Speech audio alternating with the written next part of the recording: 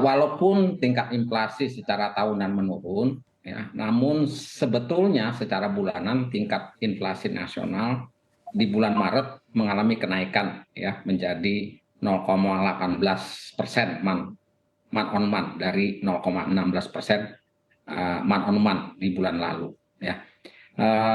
Salah satu penyebabnya inflasi tahunan menurun adanya efek statistik basis tinggi atau disebut juga statistical high base effect, sehingga tingkat inflasi Maret menjadi lebih rendah dibandingkan tahun lalu. Nah, dalam melihat inflasi di bulan Maret tahun ini perlu dilihat secara hati-hati, Mbak Anete. Perlu kita lihat dari sisi demand dan supply-nya. Ya. Pertama saya mau sampaikan dulu dari sisi demand-nya. Ya. Efek Ramadan terhadap kenaikan inflasi tahun ini memang tidak setinggi tahun-tahun sebelumnya. Nah, itu poin pertama, ya. Hal tersebut terlihat dari kontribusi inflasi inti yang mengalami penurunan, sehingga mengimplikasikan adanya penurunan permintaan fundamental masyarakat. Nah, terdapat beberapa faktor yang diperkirakan mendorong penurunan permintaan ini. Yang pertama, ya, melemahnya keyakinan konsumen dan bisnis. Kemudian yang kedua, dampak inflasi pada kelas menengah bawah. Dan yang terakhir, kenaikan bunga acuan Bank Indonesia yang mendorong kenaikan bunga pinjaman. Meskipun demikian, ya, kalau kita lihat lebih jauh, permintaan konsumen dalam jangka pendek diperkirakan masih akan kuat. Ya, ini ditopang oleh momentum Idul Fitri tadi, ya, dan kenaikan gaji pekerja formal pada kuartal kedua. Nah, pada saat demand sedikit melemah, ini ada hal yang menarik juga. Ternyata dari sisi supply-nya juga mengalami perbaikan. Jadi kita harus angkat topi kepada pemerintah. Ternyata dari sisi supply-nya dalam menghadapi Idul Fitri tahun ini sepertinya sangat siap. Ya. Beberapa hal yang mendorong perbaikan supply ialah berakhirnya fenomena La Nina, ya, masalah cuaca, dan menurunnya kondisi cuaca ekstrim pada Maret 2023 sehingga mendukung meningkatnya aktivitas logistik barang. Kemudian ada masa panen raya juga, ya, di 10 provinsi utama di Indonesia yang menopang ketersediaan stok barang.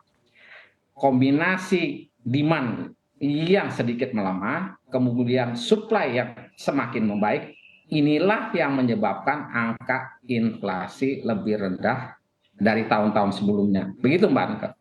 Baik, artinya penurunan inflasi ini tidak merupakan sesuatu yang harus kita waspadai? Tidak usah reaktif, tidak usah terlalu berlebihan, karena ini ada kombinasi masalah supply juga yang semakin membaik. Ya. Tapi memang sudah ada tanda-tanda pelemahan. Saya kira wajar saja karena situasi globalnya semakin melemah perekonomian Pak Sumarno global. tadi disampaikan Pak Anton, ini mungkin demand terlihat sedikit melemah. Lalu kalau kondisi daya beli masyarakat di Jawa Tengah saat ini seperti apa? Kalau daya beli masyarakat di Jawa Tengah sesuai dengan beriringan dengan kondisi COVID-19 yang sudah berakhir ini, aktivitas masyarakat juga sudah hampir pulih lagi. Indeks dari survei indeks keyakinan konsumen untuk di Jawa Tengah ini sebenarnya mengalami membaik, ya. Untuk indeks keyakinan konsumen ini meningkat dari 124,4 pada triwulan 4 tahun 2022 menjadi 129,9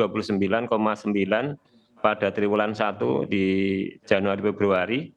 Indeks ekspektasi konsumen juga meningkat dari 132,1 menjadi 142,4.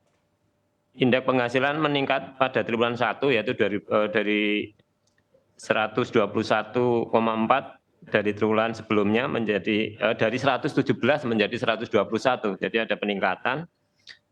Ini juga sejalan dengan tadi ketersediaan lapangan pekerjaan juga mengalami peningkatan 118,6 dari triwulan sebelumnya 109,6. Selain itu juga indeks konsumsi barang tahan lama ini juga meningkat, Mbak, untuk dari 110 menjadi 112. Jadi kalau daya beli masyarakat di Jawa Tengah, insya Allah ini justru mengalami peningkatan di awal tahun 2023 ini. Ya. Baik, apakah ada risiko kenaikan inflasi di jelang Hari Raya Idul Fitri ini yang mungkin harus diwaspadai oleh pemerintah Jawa Tengah begitu, atau justru sudah dipertimbangkan semuanya oleh TPID Jateng? Oh, ini tadi juga sampaikan Pak Anton, ya, dari kondisi-kondisi kemarin di tahun 2022 kita yang inflasi cukup menjadi perhatian kita semua. Kita mengantisipasi lebih awal kondisi-kondisi kesiapan untuk menghadapi Lebaran ini. Ini juga kita lakukan juga berkoordinasi dengan teman-teman dari Bank Indonesia, dengan semua kabupaten kota. Bagaimana kita, karena tadi disampaikan Pak Anton juga bahwa di momentum Lebaran pasti karena ada peningkatan konsumsi yang tinggi pasti akan ada dampak inflasi. Tapi kita menyiapkan bagaimana untuk ketersediaannya ini yang harus kita penuhi sehingga kebutuhan yang meningkat ini juga dicukupi dengan supply yang cukup, Mbak.